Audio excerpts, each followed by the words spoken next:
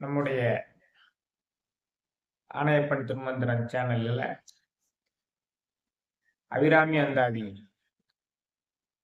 பாடல்களை ஒவ்வொன்றாக பார்த்து வருகிறோம். இன்று நாம் 25வது பாடலையும் அதில் உள்ள நுட்பங்களையும் அதனுடைய சாராம்சங்களையும் அது சம்பந்தமான திருமந்திர பாடல்களையும் பார்க்க போகிறோம். சென்ற பாடல் மணியே மணியின் ஒளியே ஒளிரும் மணி புனைந்த அணியே அணியும் அணிக்கலகே அணுகாதவர்க்கு பிணியே பிணிக்கு மருந்தே அமரர் பெரும் விருந்தே பணியேன் ஒருவரை நின் பத்மபாதம் பணிந்த பின்னே அப்படின்னு முடியுது. அப்போ அந்தாதி அப்படிங்கிற பாடல் வகைக்கு ஏற்ற மாதிரி இந்த பாடல் பின்னே என்று ஆரம்பிக்க வேண்டும். அப்ப இந்த பாடலில் அவர் என்ன நுணுக்கமான விஷயங்களை வைத்திருக்கிறார் என்று பார்க்க போகிறோம். பின்னே திரிந்து உன் அடியாரை பேணி பிறப்பறுக்க முன்னே தவங்கள் முயன்று கொண்டேன் முதல் மூவருக்கு மன்னே உலகுக்கு அபிராமியன் அருமருந்தே என்னே இனி உன்னை நான் மறவாமல் நின்று ஏத்துவனே.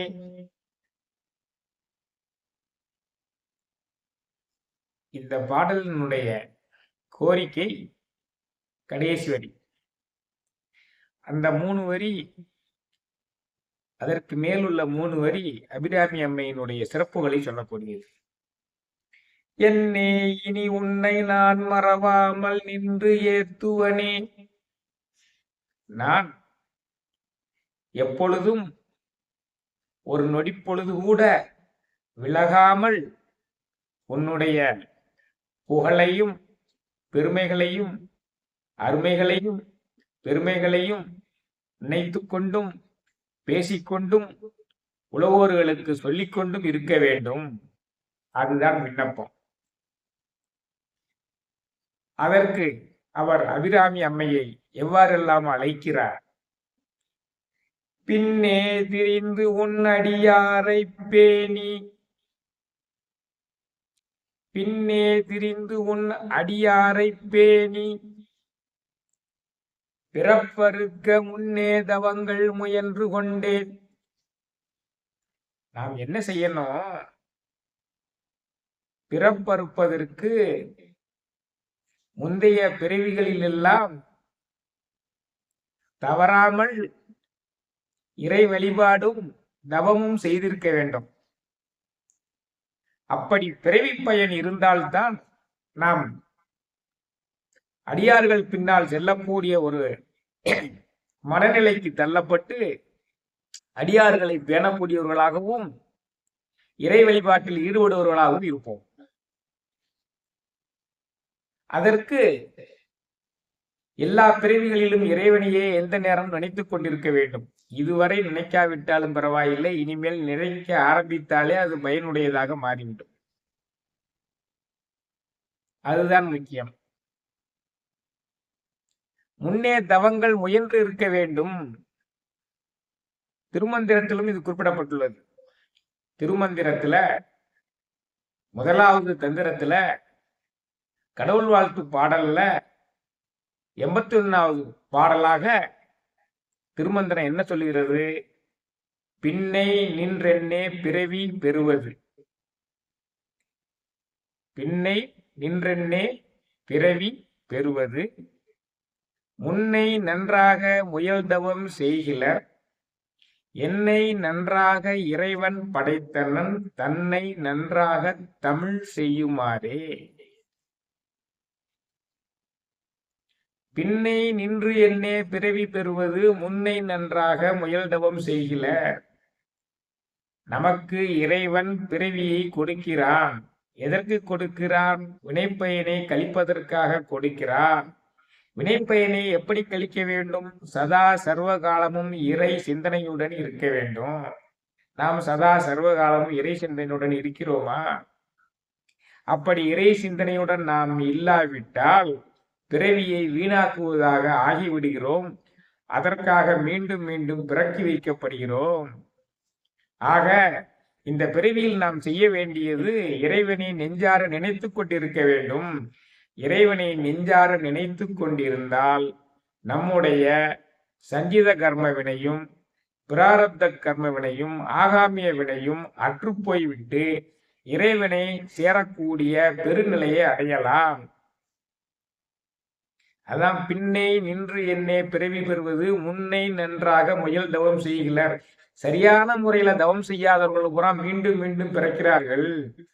நான் சரியான முறையில் தவம் செய்வதால் திருமந்திரம் எழுதக்கூடிய நிலைக்கு என்னை கடவுளையே தள்ளிவிட்டான். என்னை நன்றாக இறைவன் படைத்தனன் தன்னை நன்றாக தமிழ் செய்யுமாறே. அவர் முற்பிறவியில் செய்த வினைப்பயனின் காரணமாக திருமந்திரத்தை எழுதுவதற்காக அவர் திருவிளையாடல் செய்து அந்த சுந்தரநாதன் என்ற திருமூலரை திருவாவடுதுறையில அரச மரத்தின் கீழ் தங்கி நின்று தன்னுடைய ஜீவனை சிவனோடு பொருத்துமாறி செய்து திருமந்திரத்தை ஆண்டுக்கு ஒரு பாடலாக சொல்ல வைத்தார். அதற்கு அவர் முன்னர் பிறவிகளிலெல்லாம் இறைவனை நாடியிருந்ததே காரணம். நாமும் இந்த பிறவியிலே இருந்தாவது இறைவனையே நாடிக்கொண்டும் நினைத்து கொண்டும் பேசிக்கொண்டும் சொல்லிக்கொண்டும் கேட்டுக்கொண்டும் இருக்க வேண்டும். இறைவனுடைய பெருமைகளை பேசிக்கொண்டும் இறைவனுடைய பெருமைகளை கேட்டுக்கொண்டும் இறைவனுடைய பெருமைகளை பிறர் அறியுமாறு செய்யுமாறும் இருக்க வேண்டும். இதுவரை உள்ள பிறவிகளை வீணாக்கினாலும் பரவாயில்லை, இந்த பிறவியில் இருந்தால் செய்ய வேண்டும். அதைத்தான் அபிராமி பட்டர் சொல்கிறார். பின்னே திரிந்து உன் அடியாரை பேணி பிறப்பருக்க முன்னே தவங்கள் முயன்று கொண்டேன். இப்படி நன்றாக தவம் செய்ததன் காரணமாக உன் அடியார்களை எல்லாம் பேணி பாதுகாக்கின்ற மனநிலைக்குடையவனாக மாறிவிட்டேன். அடியார்களை பேணி பாதுகாப்பது அடியார்களுக்கு தொண்டு செய்வது ஆண்டவனுக்கு தொண்டு செய்வது மாதிரி அர்த்தம். அதற்குரிய திருமந்திரம் 7வது தந்திரத்துல மகேஸ்வர பூஜை என்ற பகுதியில் வருகிறது. படமாட கோயில் பகவர்க்கு ஒன்றியில் நடமாட கோயில் நம்பர்க்கு அங்கு ஆகா. நடமாட கோயில் நம்பர்க்கு ஒன்றியில் படமாட கோயில் பகவர்க்கு அங்கு ஆகுமே. அதான் பின்னையே திரிந்து நம்ம அடியாரை பேணி பாதுகாக்க வேண்டும். படமாட கோயில் பகவர்க்கு ஒன்றியில் நடமாட கோயில் நம்பர்க்கு ஒன்று ஆகா. கோயில்ல போய் பொன்னையும் பொருளையும் உண்டியல்ல போடுவதை விட போட்டால் அது இறை தொண்டு புரியவர்களுக்கும் இறைவனுடைய அடியார்களுக்கும் போய் சேராது. இறைவன் தான் உலகத்துக்கெல்லாம் பொருளை கொடுக்கக்கூடியவன். அவனுக்கு நீங்க பொருளை கொடுத்து என்ன பிரயோஜனம்? நீங்க அந்த பொன்னையும் பொருளையும் கொண்டு அந்த உண்டியல்ல போட்டீங்கன்னா இறைவனுடைய அடியார்களுக்கு அது பயன்படாமல் போய்விடும். அதே சமயத்தில் நடமாட கோயில் நம்பர்க்கு ஒன்றியில் நடமாடிக்கொண்டிருந்த இறைப்பணி ஆற்றிக் கொண்டிருக்கின்ற சிவ தொண்டர்களுக்கும் சக்தி தொண்டர்களுக்கும் அந்த தேவையானவற்றை நீங்கள் செய்து கொடுத்தீர்களேயானால் நடமாட கோயில் நம்பர்க்கு ஒன்றியில் படமாட கோயில் பகவர்க்கு அங்கு ஆகுமே. அது இறைவனை சென்று சேர்ந்துவிடும். அப்ப இறைவனுக்கு ஒன்று செய்ய வேண்டும் என்று நினைத்தால் அது இறை அடியார்களுக்கு செய்ய வேண்டும். இறை அடியார்களுக்கு அமுது படைக்க வேண்டும்.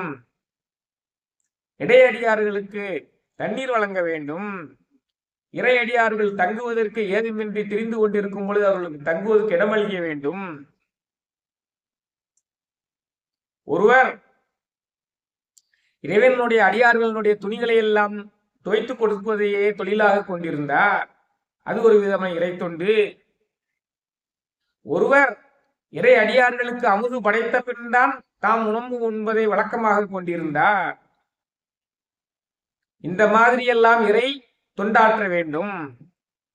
அதான் பின்னே திரிந்து உன் அடியாரை பேணி, நான் முன்னால் செய்த தவத்தின் காரணமாக உன்னுடைய அடியார்களை எல்லாம் சேர்ந்து அவர்களுக்கு தொண்டு செய்யும் பெருமையை பெற்று என்னுடைய சஞ்சித பிராரத்த ஆகாமிய கர்மங்கள் நீங்க பெற்றே. முதல் மூவருக்கு மன்னே. முதல் மூவர்கள் யாரு? படைத்தல், காத்தல், அழித்தல் பிரம்மா, விஷ்ணு, ருத்ரன் அவர்களையெல்லாம் படைத்தவள் அந்த ஆதிசக்தி. அதான் முதல் மூவருக்கும் அன்னே. சிவ தத்துவங்களாக படைப்பினுடைய முதல் படியாக சிவ தத்துவங்கள் 5: நாதம், பிந்து, சதாசிவம், மகேஸ்வரம். இந்த 4உடன் சுத்த வித்தை என்ற 5வது. சுத்த வித்தையில் தான் படைத்தல், காத்தல், அழித்தல் வருகிறது. பிரம்மா, விஷ்ணு, ருத்ரன் படைப்பினுடைய முதல் படியாக இந்த சிவ தத்துவங்கள் 5ம் படைக்கப்படுகின்றன, ஆதி சிவனாலும் ஆதி சக்தியாலும். அப்ப பிரம்மா, விஷ்ணு, ருத்ரன் மூவரையும் படைக்கக்கூடியவள் அந்த ஆதிசக்தி. அதான் முதல் மூவருக்கும் அன்னே. உலகுக்கு அபிராமி என்னும் அருமருந்தே. உலகுக்கு அபிராமி என்னும் அருமருந்தே. மருந்து உடல் பிணியை தீக்கும். இது அருமருந்து பிறவி பிணியை போக்கும். ஓம் சக்தி, ஓம் சக்தி, ஓம் சக்தி என்றோ சிவ சிவ சிவ என்று நினைத்து கொண்டிருந்தால் பிறவி பிணி அற்று போய்விடும். பிறவி பிணியை அறுக்கக்கூடிய மருந்து இறைவனுடைய பாதார விந்தங்களை நினைத்து கொண்டு, இறைவியினுடைய பாதார விந்தங்களை நினைத்து கொண்டு இறைவனுடைய மந்திரங்களை சொல்வதுதான். அதனாலதான் அருமருந்துன்னு சொல்றாரு. பிறவிப்பிணி அற்றுப்போவதற்காகத்தான் நான் மீண்டும் மீண்டும் பிறக்கிறோம்.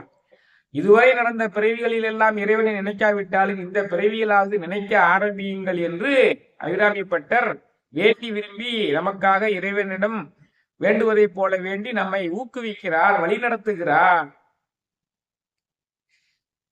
என்னே இனி உன்னை நான் மறவாமல் நின்று ஏத்துவனே. அதனால நான் இனி வரக்கூடிய காலம் முழுவதும் ஒரு நொடி பொழுது கூட உன்னை மறவாமல் நின்று நான் புகழ்ந்து கொண்டிருப்பேன். பின்னே திரிந்து உன் அடியாரை பேணி பிறப்பறுக்க முன்னே தவங்கள் முயன்று கொண்டேன். முதல் மூவருக்கும் அன்னே உலகுக்கு அபிராமி என்னும் அருமருந்தே. என்னே இனி உன்னை நான் மறவாமல் நின்று ஏத்துவனே. மூ உலகுக்கும் அன்னையாக இருப்பவளே,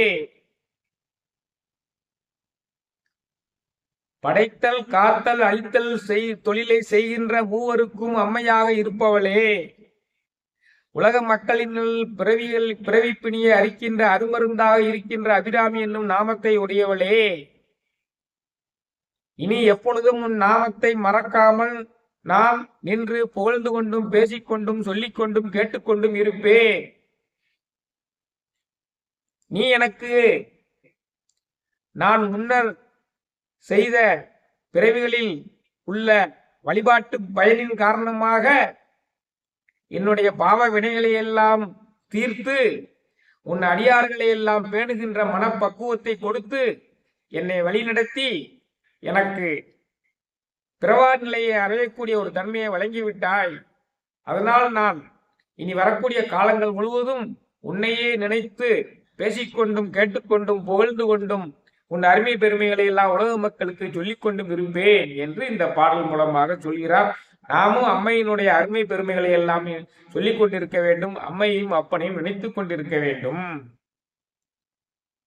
எப்பொழுதுமே அம்மையும் அப்பனையும் நினைத்து கொண்டிருந்தால் துன்பங்களே வாராது, வந்த துன்பங்கள் விலகி ஓடிவிடும். சிவ சிவ என்கிற தீவினையால சிவ சிவ என்றிட தீவினை மாளும். சிவ சிவ என்றிட தேவரும் ஆவர். சிவ சிவ என்றிட சிவகதி தானே. இதைத்தான் செவனேன் இருங்க செவனேன் இருங்கன்னு சொல்றாங்க. நம்ம தப்பா புரிஞ்சு கொண்டு செவனேன் படுத்து வைப்போம். தீவினைகளுக்கு உட்பட்டவர்களுக்கு இந்த சிவ சிவ என்று சிந்திக்கவே நேரம் இருக்காது. அவர்கள் சிந்தையில் அது தோன்றாது. சிவ சிவ என்றிட தீவினை மாளும். நம்ம சிவ சிவ என்று நினைத்து கொண்டிருந்தால் தப்பித்தவறி நாம் செய்யக்கூடிய தவறுகளிலிருந்தெல்லாம் விடுபட்டு தீய குணங்கள் எல்லாம் அற்று போய்விடும். சிவ சிவ என்றிட தேவரும் ஆவர். தேவர்கள் என்றால் வினைப்பயனுக்கு அப்பாற்பட்டவர்கள். விண்ணுருவார்க்கில்லை விதி என்று சொல்கிறார்களே அல்லவா, அந்த விண்ணுலகத்தில் வாழக்கூடிய தேவர்களுக்கு விதி இல்லாமல் போய்விடும். அப்ப சிவசிவ என்றிட தேவரும் ஆவர். சிவசிவ என்றிட சிவகதி தானே.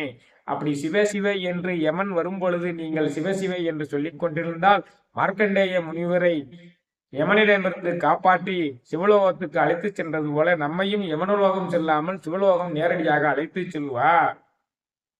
அதற்கு நாம் எந்த நேரமும் அம்மையை பற்றியோ அப்பனை பற்றியோ நினைத்து கொண்டும் பேசிக்கொண்டும் கேட்டுக்கொண்டும் அவருடைய அருமை பெருமைகளை எல்லாம் நினைத்து கொண்டும் சொல்லிக் கொண்டும் இருக்க வேண்டும். அவருடைய அடியார்களை எல்லாம் பேணி பாதுகாக்க வேண்டும். அடியார்களுக்கு தேவையான உணவு வழங்க வேண்டும். அடியார்களுக்கு நீர் வழங்க வேண்டும். அடியார்களுக்கு உடை வழங்க வேண்டும். அடியார்களுக்குரிய துன்பங்களை எல்லாம் போக்க வேண்டும். எந்த நேரமும் அவள் இந்த மூவுலகத்துக்கும் அன்னையாக இருக்கிறாள். பிரம்மா விஷ்ணு ருத்ரனை படைத்தவளாக அவளாகவே இருக்கிறாள் என்று அவனுடைய பெருமைகளை எல்லாம் நினைத்துக் கொண்டிருக்க வேண்டும் என்பதுதான் இந்த பாடல். பின்னே திரிந்து ஒன்னடியாரை பேணி பிறப்பறுக்க முன்னே தவங்கள் முயன்று கொண்டேன் முதல் மூவருக்கும் அன்னே உலகுக்கு அபிராமி என்னும் மறுமருந்தே என்னே இனி உன்னை நான் மறவாமல் நின்று ஏத்துவனே. இந்த அபிராமி அம்மை பாடலை தொடர்ந்து கேட்டுக்கொண்டு அதனுடைய பொருளை சுவைந்து கொண்டிருங்கள். அடுத்த அபிராமி பாடலை எடுத்துக்கொண்டு விரைவில் உங்களை சந்திக்கிறேன். வான்மையில் வளாது பெய்க மழிவளம் சுரக்க மன்னன் கோன்முறை அரசு செய்க குறைவிலாது உயிரல் வாழ்க நான்மறை அறங்கள் ஓங்க நற்சவம் வேள்வி மல்க மேன்மைகொள் சைவ நீதி விளங்குக உலகமெல்லாம். மேன்மைகொள் சைவ நீதி விளங்குக உலகமெல்லாம். மேன்மைகொள் சைவ நீதி விளங்குக உலகமெல்லாம். நன்றி, வணக்கம்.